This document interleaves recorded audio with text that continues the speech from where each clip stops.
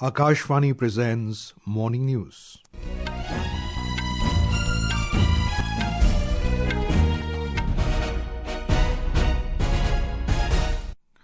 Good morning, I am Abhishek Mukhopadhyay. The headlines. Prime Minister Narendra Modi underscores need to develop villages as first step towards building a Viksit Bharat. BJP issues whip to its Lok Sabha MPs to be present in lower house today. Pension Fund Regulatory and Development Authority notifies regulations for operationalisation of Unified Pension Scheme.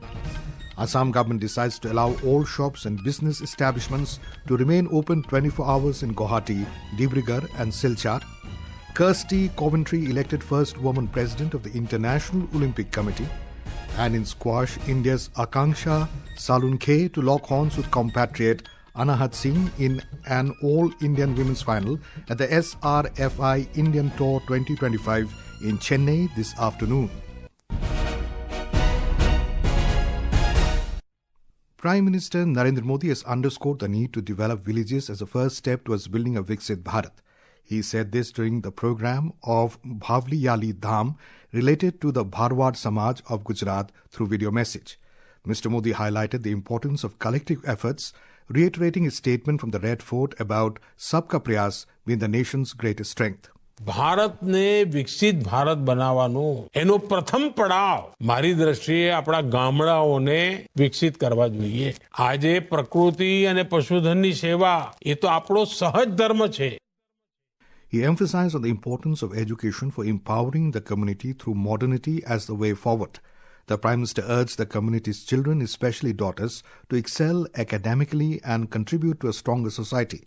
He lauded Bharwad community's dedication to service, love for nature and commitment to cow protection. Mr. Modi highlighted the government's free vaccination program for livestock to combat foot and mouth disease, urging the community to ensure regular vaccination for the cattle. BJP has issued a whip to its Lok Sabha members directing them to be present in the lower house today. Sources said the whip has been issued as the House is scheduled to apply guillotine over demand for grants of different ministries in respect of the union budget. The Pension Fund Regulatory and Development Authority PFRDA has notified regulations for operationalisation of the Unified Pension Scheme UPS. This follows the UPS notification in January this year by the Government of India for central government employees covered under NPS. The regulations will come into effect from the 1st of next month. We have more from a correspondent. These regulations enable enrollment of three categories of central government employees. The first category includes an existing central government employee in service as on 1st April 2025 who's covered under NPS, while the second category includes new recruit in the central government services who joined service on or after the first day of April 2025. The third category includes a central government employee who were part of the NPS and retired on or before 31st March 2025, whether through regular retirement, voluntary retirement or retirement under Fundamental Rules 56J and is eligible for UPS. If such an employee has superannuated, retired or passed away before exercising the option for UPS, the legally wedded spouse will be eligible for the scheme. The enrollment and claim forms for all these categories of central government employees will be available online from 1st April on the website of Protean CRA, npscra.nsdl.co.in. The employees can also submit their forms physically. With Anupam Mishra, Bhanu Pratap Singh, Akashvani News, Delhi. Minister of Commerce and Industry Piyush Goyal has called for a collective commitment from the government and the IT sector to achieve a $450 billion service export target. Addressing the inaugural session of NASSCOM Global Conference 2025 in New Delhi, the minister expressed confidence that in 2025-26, India's services exports could surpass merchandise exports with IT at the forefront. Mr. Goyal added that services exports are expected to reach between $380 billion to $385 billion this year, further solidifying India's global presence. He also recognized the rapid growth of MSMEs in IT, tourism, business accounting and financial services and emphasized the sector's high job creation potential. We are looking at least anywhere between $380 to $385 billion of export of services. In the year 25-26, ending 31st March 26, you should overtake merchandise exports next. And IT will have to be at the forefront. In IT, in tourism, in several business accounting, financial services. If I'm looking at the overall basket also, MSME sector is showing great promise. Maharashtra government has approved 170 crore rupees for development of Guru Temple pilgrimage site in Karanja city of Washim district. A committee chaired by Chief Minister Devendra Fadnavis also approved 723 crore rupees for Sri Sant Sevalal Maharaj Pohra Devi pilgrimage development plan. The meeting of the committee on the development plan of the pilgrimage sites was held at Vidhan Bhavan in Mumbai yesterday. Chief Minister said that the Rural Development and Tourism Department should revise regulations for the works in Pilgrimage Development Plan, keeping in mind the importance of the region in the state. We have more from a correspondent. Fadnavis said the concerned department should take action to expedite the development works, and while submitting it in the pilgrimage development plan, the administration should focus on quality work at minimum cost with the future needs and the requirements of the area. He suggested that particularly rural development, tourism department and other departments related to this subject should issue new guidelines while preparing the pilgrimage development plan. Bhavna, Akashvani News, Mumbai. In Chhattisgarh, 30 Maoists were killed in two different encounters yesterday. In Bijapur district of Bastar division, the security forces received intelligence inputs that Maoists are present in the forest situated at the border area of Bijapur and Dantewada districts. After this intelligence input, a joint team of security forces went out on a search operation, which led to an encounter with Maoists. After the encounter, security forces recovered the bodies of 26 Maoists from the spot. A Jawan of the District Reserve Guard DRG was also martyred in the encounter. In another operation in Kanker district of Chhattisgarh, 4 Maoists were killed in an exchange of fire with security forces.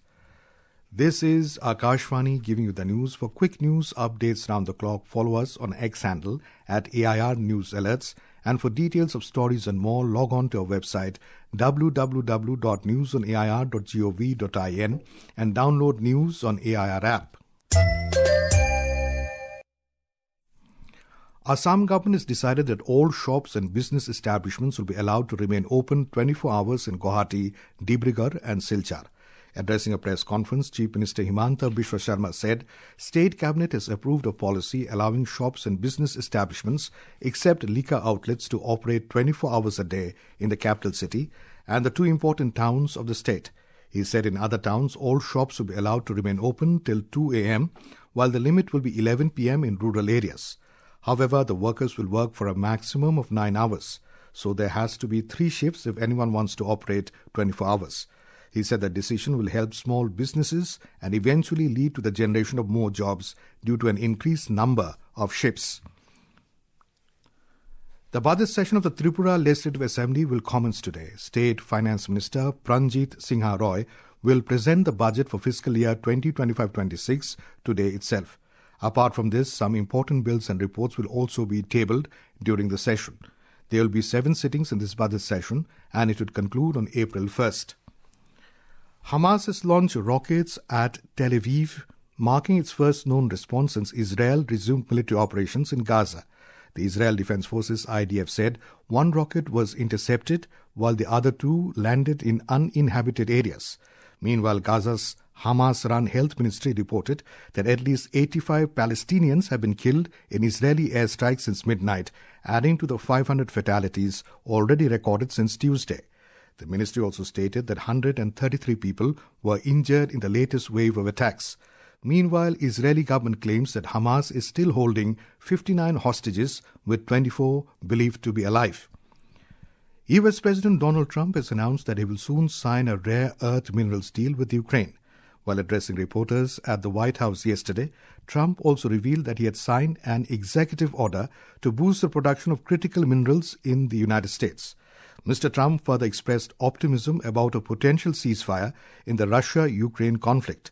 He told reporters that his efforts to achieve a peace deal were going pretty well after his talks this week with the leaders of the warring countries. We also signed an executive order to dramatically increase production of critical minerals and rare earths. It's a big thing in this country, and one of the things we are doing is signing a deal very shortly with respect to rare earths with Ukraine, which they have tremendous value in rare earth, and we appreciate that. And we spoke yesterday with, as you know, President Putin and President Zelensky, and we would love to see that come to an end, and I think we're doing pretty well. US President Donald Trump has signed an executive order initiating the process of shutting down the Department of Education. The order is designed to shift school policy control almost entirely to states and local boards, a move that has sparked concern among liberal education advocates. Speaking at a signing ceremony in the East Room of the White House yesterday, Trump criticized the department, stating that despite massive spending increases over the past 4 decades, it had failed to improve the education system. Moving on to sports, we have news from the world of squash, badminton and swimming. A report.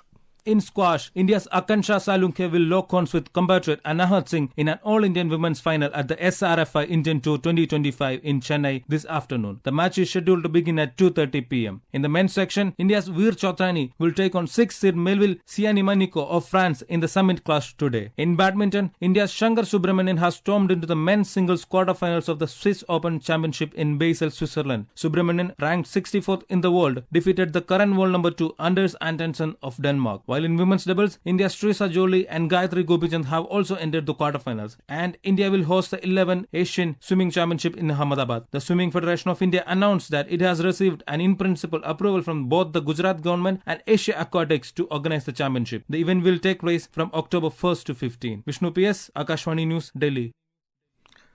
Zimbabwe's Kirsty Coventry has been elected as president of the International Olympic Committee, IOC. She has become the first female president in IOC history. The 41-year-old Zimbabwean was elected at the 144th IOC session in Costa Navarino, Greece yesterday.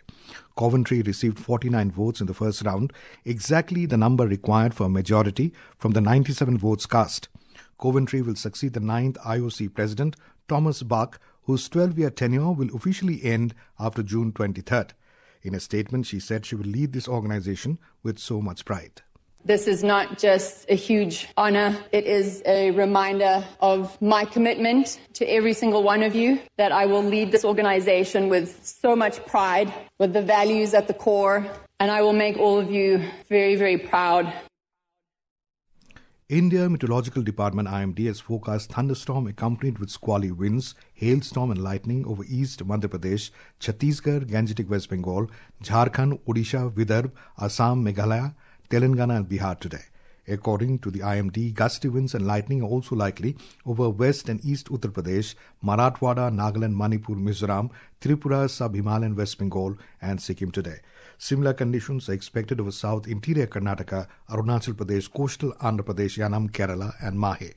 And now for a look at today's newspapers, it's over to Subhadra Ramachandran. Thank you, Abhishek. The encounter with Maoists in Bijapur in Chhattisgarh is covered prominently by the dailies. 30 Maoists shot dead in 2 encounters in Chhattisgarh, reports The Hindu.